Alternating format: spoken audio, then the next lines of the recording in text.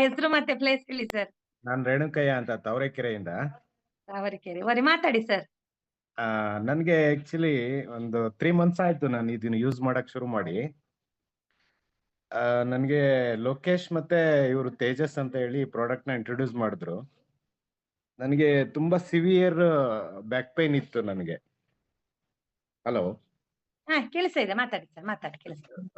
ಸುಮಾರು 15 ಇಯರ್ಸ್ ಇಂದ ನನಗೆ ಸ್ಲಿಪ್ ಡಿಸ್ಕ್ ಆಗಿ ಆ ಬ್ಯಾಕ್ ಪೈನ್ ತುಂಬಾ ನೋವು ಅನುಭವಿಸಿದ್ದೆ.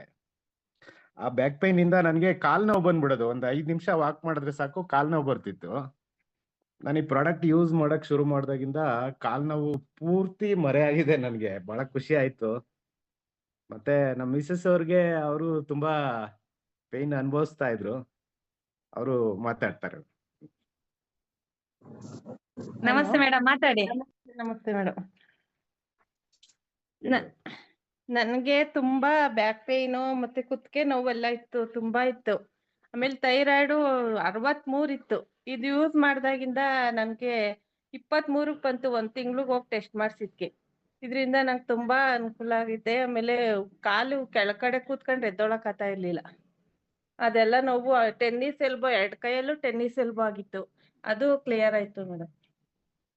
ತೇಜಸ್ ಸರು, ಲೊಕೇಶನ್ ಅವರೆಲ್ಲ ಹೇಳಿ ಇದನ್ನ ಕೊಡ್ಸಿ ಅನುಕೂಲ ಆಯ್ತು ನಮ್ಗೆ.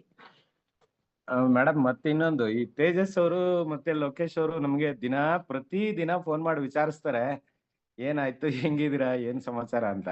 ಅವ್ರಿಗೆ ತುಂಬಾ ಥ್ಯಾಂಕ್ಸ್ ಹೇಳ್ತೀನಿ. ತೇಜಸ್ ಅವರಂತೂ ಬೆನ್ ಹತ್ಬಿಡ್ತಾರೆ ನನ್ಗೆ, ಏನ್ ಮಾಡ್ತಿದ್ದೀರಾ, ಎಲ್ಲಿದ್ದೀರಾ, ಹೆಂಗ್ ಯೂಸ್ ಮಾಡ್ತಾ ಇದ್ದೀರಾ ಅಂತ. ಅವ್ರಿಗೆ ತುಂಬಾ ಥ್ಯಾಂಕ್ಸ್ ಹೇಳ್ತೀನಿ. ತಮಗೂ ಎಲ್ಲರಿಗೂ ಸಹ ಧನ್ಯವಾದ ಹೇಳ್ತೀನಿ ಮೇಡಮ್. ಎಸ್ ರೇಣುಕಯ್ಯ ಸರ್ ತಾವರೆಕೆರೆಯಿಂದ ಮಾತಾಡಿ